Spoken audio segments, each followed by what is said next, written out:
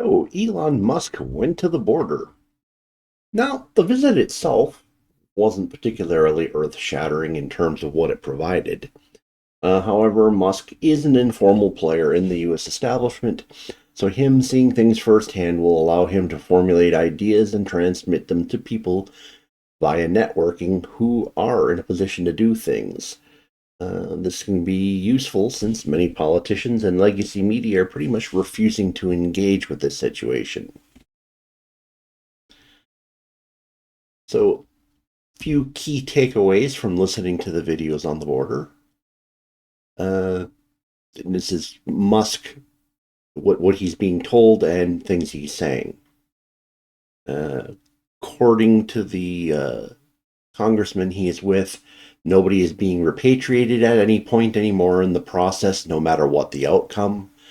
So it doesn't matter um, if they claim asylum, if they get stopped, if they get processed, if they get a court date, if they get not approved. Essentially, the outcome is all the same. They pretty much disappear into the country and get to stay. So this encourages more people to come to the U.S. because of the way the system's set up. Some of the people crossing are dangerous criminals, and the way the system is being set up right now, they are not being stopped.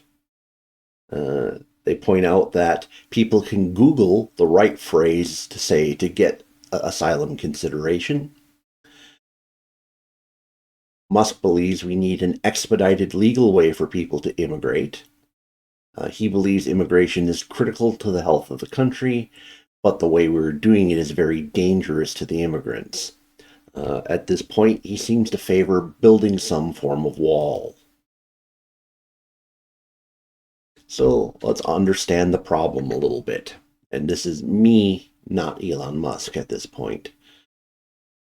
Not that I ever was.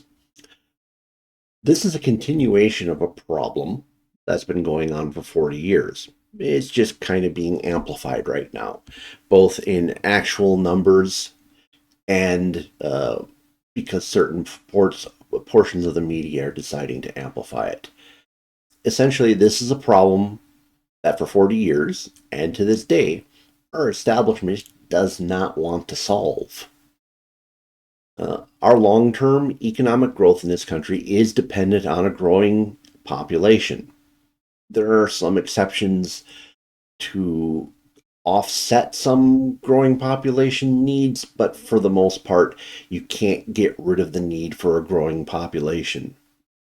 Uh, Fixing the problem would require unpopular changes in government programs. And by unpopular, I mean to actually a majority of people. It would require altering virtually every government program, minimum wage, and everything else we have. There are people, businesses, and organizations that have a vested interest in illegal immigration. Therefore, it has a constituency. Current laws require a legal and an illegal population in order to keep the economy moving. In other words, our economy actually requires a two-class system, legal and illegal, in order for things to work. This is not a design, it's actually a workaround to the design. So therefore, we have lots of programs in place that make it so that we have jobs that can't be properly filled by American citizens. Thus, the immigrants are ignored and allowed to skirt the laws because they're not citizens in order to fill out those jobs. Too many lawmakers either don't understand or don't care to understand the math that's involved in making sense of all this and possibly fixing it. Why do we need immigration? Some people wonder why you have to do that. The primary reason is economic growth requires population growth. An aging population will eventually collapse our standard of living. our birth rate is way too low. So you have two choices. Try to figure out a way of increasing the birth rate of native citizens or bring in more immigration. And this is a pretty complicated idea. A lot of countries have tried skirting around the surface of trying to encourage births. It doesn't seem to work. Why the birth rate falls under socialistic programs would be another entirely another video. Key to say, birth rates too low for growth to continue, immigration required. Now, the standard understanding, the basis of creating the math formula you need to make sense of this all is that the average immigrant family reaches a break-even point in terms of the economy when the immigrant children reach adulthood. So basically, an immigrant family is a net drain on the economy right up until the point their children enter the workforce. This is actually from the Reason Foundation, which is a pro-open borders organization. So they acknowledge the gap and understand. They look at it as entirely a positive. I'm going to probably explain here why this gap between being a positive influence on the economy and a drain is actually potentially a negative and probably is the way it's being used, but doesn't have to be. Okay. The inference of this gap between when the immigrant family is a net drain against the economy to when they become a gain creates a math problem. Since we know the time that it takes from immigration, from the immigrant to go from a loss to a gain, the period of loss has to be absorbed by the rest of the population. This period of absorption creates a net lost standard of living to the rest of the population. Okay, potential standard of living, because it could be taken from growth as opposed to actually reducing the current standard of living. If immigration levels are kept too great, the period of loss will actually decrease the overall standard of living. There is a point where too many is detrimental to the standard of living. Since this offset primarily occurs via taxpayer money, there is no logical or market constraint that prevents immigration from going from just right to too many. And there's nothing that prevents it from going over the top. Now, the good thing is because we do know this number, it should be able to be calculated. It should be a fairly easy task with a government that has all the statistical numbers available to it. The majority of the people at this time crossing the border aren't Mexican. They're, in fact, Central American. This infers additional solutions in terms of partnering with Mexico. Additionally, 21% of the people crossing the border are from Europe, Asia, and Africa. 21%. This last part illustrates security issues. Consider that we have a past with the Middle East where a lot of people aren't particularly happy with us. That could took advantage of the security situation. We are currently agitating at China, and we're essentially fighting a proxy war with Russia. Yet everyone thinks it's a great idea to just leave the border open because 20% of the people are potentially coming from these places. All the problems during the Trump administration are pretty much the same problems that are occurring during the Biden administration. Point being is the news media is trying to claim that the world situation has dramatically changed since Trump to Biden, and therefore this is why so many people are at the border. Yet, all those Central American problems that are driving immigration are literally the exact same issues that were occurring under Trump administration. Venezuela was still a problem. Ecuador was still a problem. El Salvador was still a problem. Colombia, to a lesser extent, still a problem. Our newest problem would be Ukraine and Russia, which you'd think probably would drive some immigration from that area. But that change doesn't seem to be affecting our immigration yet. So everything we're seeing is not a change in world problems. It's a change from our side, not theirs. So I want to talk about illustrating a fallacy because this comes up a lot. And the easiest way to do it is put it into an example idea. So imagine that you are giving a speech describing on how to best protect your house. And you go through all these different explanations of the best way to make a door, the best locking system, the best way to lock the frame in so the door is very secure. And then some guy goes, "Well, someone could just break the window." And a lot of times these people will be doing this by pointing out like, well, it doesn't make any sense to go to all these extra efforts if someone could just break in. Well, if you use that logic, you could just say, well, then don't put a door up at all. But the point is windows do actually stop most people from coming into your house. Yeah, a 4-year-old child with a rock could open up your window and come in, but it very rarely happens. So point being is uh, working on security, even if it's not absolutely perfect, even if it can be defeated, doesn't mean that everyone's going to attempt to defeat it. So merely saying that uh, people will be stopped slows down the number of people coming in. So if you actually go to the effort at the governmental level saying, we are going to enforce the laws, we are going to try to stop people coming in, we are going to return people, the actual act of just saying this will cause some people to say, oh, well, the door's not open anymore. It's not worth coming in. It's more effort. It's not worth it. This is why we've seen the surge during the Biden administration versus the Trump, is because the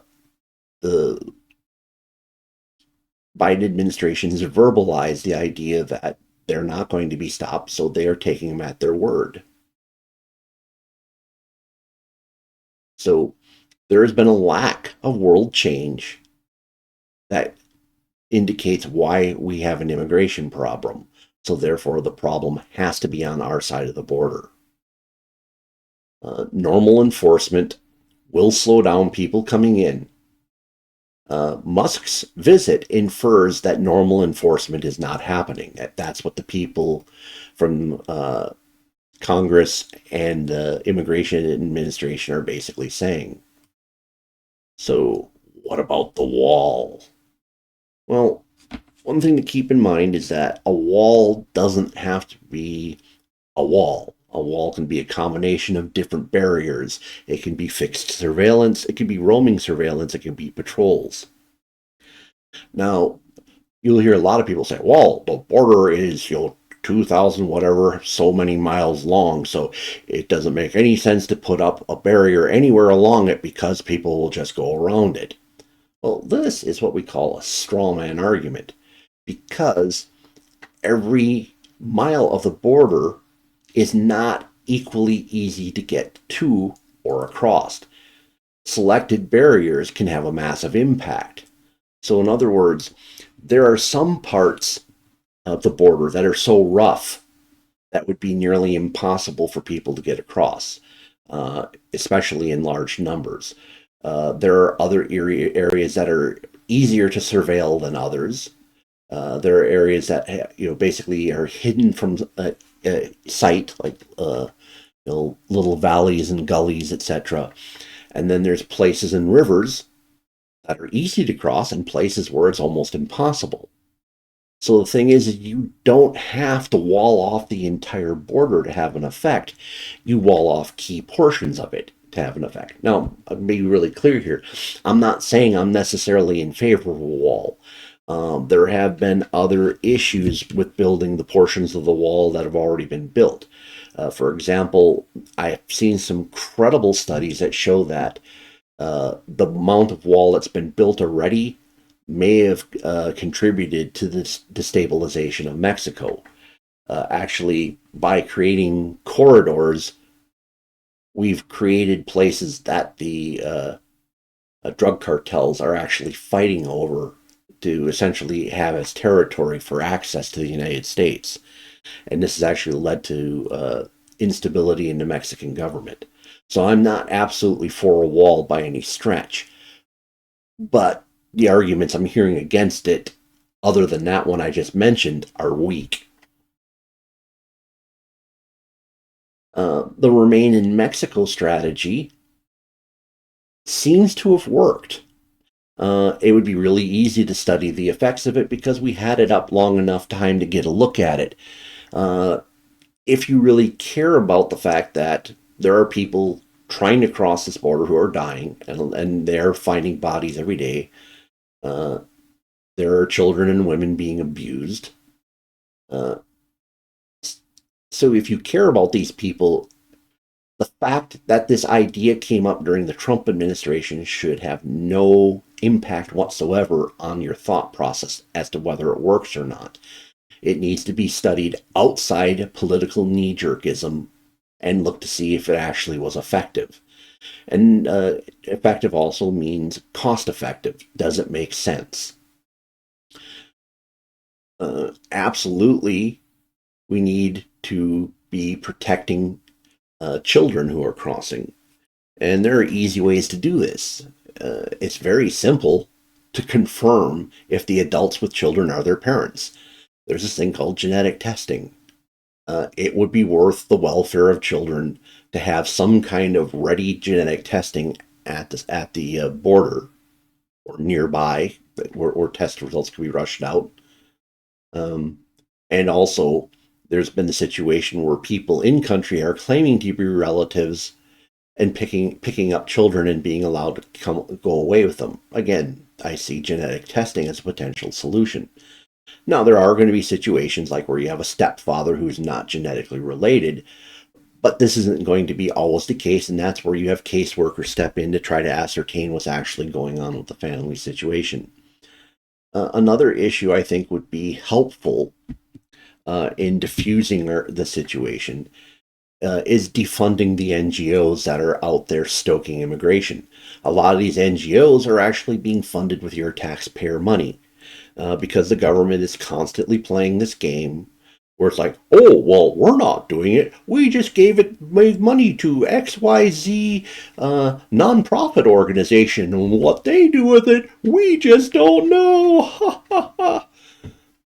uh, it's bullshit, and it seriously, the whole government tax money going to NGOs, all of them needs to stop because this very well might be why we got into the issue with gain of function research over in China, whereas money was being funneled from the U.S. government through NGOs and contractors in order the U.S. say we didn't do it, but we did.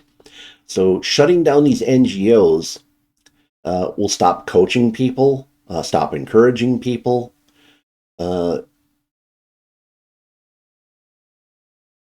It will cut down the number of people showing up.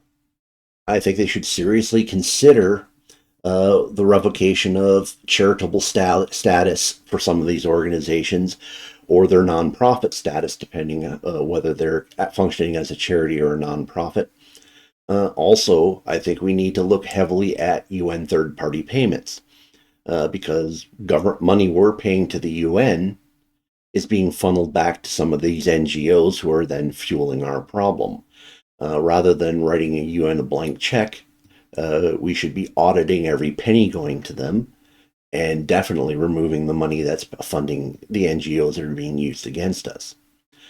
I also believe that some of the NGOs should be criminalized, the same way you would criminalize a terrorist organization, like the ones who are lying to Central Americans, telling them, oh, yeah, We have a job waiting for you when you get up there. Yeah, we're going to process through all this stuff, and there's going to be people there who are going to give you a job. And then these poor schleps go through all this hell to get up there and find out, well, no, there isn't a job waiting for them. They're going to have to basically, go to the chicken processing plant or work scrubbing dishes someplace because there isn't really a job waiting for them. Those people, those organizations need to be indicted and criminalized.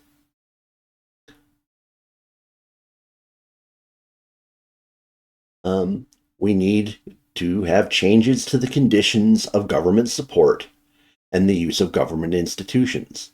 This is going to be something that's going to cause a big stink. But if we actually want reform, if we want to bring immigration to this country and have immigrants be safe and productive, we need to completely rethink how we do things. And I mean, in terms of government support systems. Now, this is really only a small portion of a major big problem we're dealing with. At best, if you institute a lot of this, what it'll do is it will slow down illegal immigration. And that would be good. Less people out there means less chance for danger. And also, it makes it easier for us to take care of the ones who actually do show up that way. Streamlining legal immigration and speeding it up to get the high numbers needed to keep the economy going in a good direction is something we need to be looking at as well. However, that's a topic for an entirely different video. So, did any of you watch the Elon Musk live streams or watch the video afterwards? What'd you think? Did he learn anything? Did he bring up anything you thought was interesting? Discuss it down below. Let me know what you saw or heard. Please smash the like button.